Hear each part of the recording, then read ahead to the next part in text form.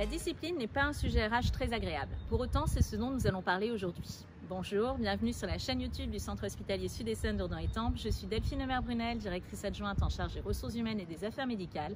Et aujourd'hui, nous parlons donc de procédures disciplinaires. Qu'est-ce que c'est? À quoi ça sert? Quelles sont les sanctions existantes? Autant de questions auxquelles nous allons tenter de répondre. Allez, on est parti! Quel que soit le domaine professionnel, la discipline est une des compétences de l'employeur. Dans la fonction publique, la compétence disciplinaire appartient à ce que l'on appelle l'autorité investie du pouvoir de nomination ou AIPN, autorité qui signe également les contrats de travail. À l'hôpital, l'AIPN est soit le chef d'établissement, soit le Centre national de gestion ou CNG pour les professionnels à gestion nationale comme les directeurs d'hôpitaux ou les praticiens hospitaliers. En pratique, l'exercice de cette compétence, c'est-à-dire l'instruction des dossiers disciplinaires, est délégué en général à la direction des ressources humaines sous l'autorité du chef d'établissement. La discipline a pour objectif de sanctionner un manquement ou un comportement fautif au regard des obligations professionnelles telles que définies par le statut de la fonction publique, le contrat de travail et ou la déontologie professionnelle. La discipline intervient également quand le comportement professionnel entrave le bon fonctionnement du service. Pour rappel, les obligations professionnelles des agents publics ont été présentées dans la capsule RH numéro 72 que vous pouvez consulter à tout moment. Le pouvoir disciplinaire de l'employeur s'exerce dans le cadre d'une procédure. Cette procédure disciplinaire est strictement encadrée et formalisée de façon à garantir chacun contre tout risque d'excès de pouvoir. Pour l'hôpital public, l'AIPN fixe la sanction disciplinaire parmi une liste limitative de sanctions possibles prévues par les textes en veillant à l'application du principe de proportionnalité, c'est-à-dire que la sanction retenue doit être proportionnée à la faute commise. Il est à noter que les sanctions ne se cumulent pas. À une procédure disciplinaire correspond une seule sanction. Les sanctions possibles varient selon le statut du professionnel concerné et sont prévues par des textes, statuts, décrets ou codes de la santé publique. Pour les fonctionnaires, elles sont réparties en 4 groupes dans un ordre croissant de gravité. Dans le premier groupe, on trouve l'avertissement, qui consiste en un courrier adressé à l'agent par lequel le comportement fautif est relevé, le blâme, qui consiste en une décision relevant le comportement fautif et insérée dans le dossier individuel de l'agent, et l'exclusion temporaire de fonction de 1 à 3 jours. Cette exclusion de fonction, comme toutes celles dont il sera question par la suite, est privative de rémunération. Le deuxième groupe de sanctions rassemble la radiation du tableau d'avancement de l'année en cours, l'abaissement d'échelon à l'échelon immédiatement inférieur à celui détenu et l'exclusion temporaire de fonction de 4 à 15 jours.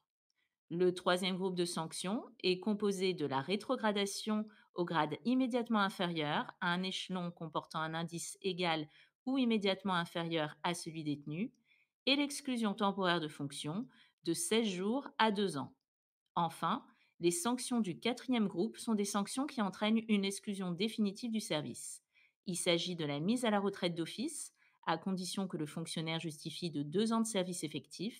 La pension de retraite sera alors versée qu'à la date d'ouverture des droits, et la révocation suite à laquelle l'agent perd sa qualité de fonctionnaire.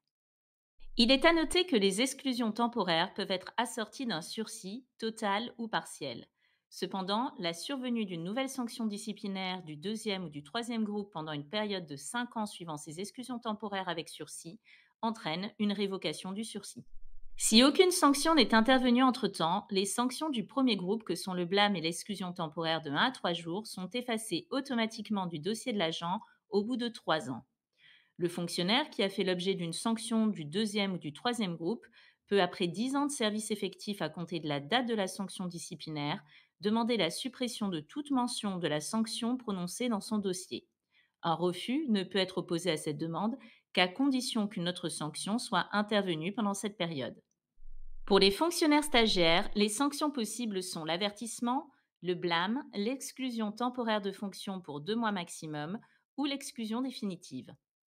Pour les agents contractuels de droit public, les sanctions possibles sont l'avertissement, le blâme, une exclusion temporaire de fonction de 1 à 3 jours, une exclusion temporaire de fonction plus longue, de 4 jours à 6 mois pour un contrat à durée déterminée, ou de 4 jours à 1 an pour un contrat à durée indéterminée, ou un licenciement sans préavis ni indemnité.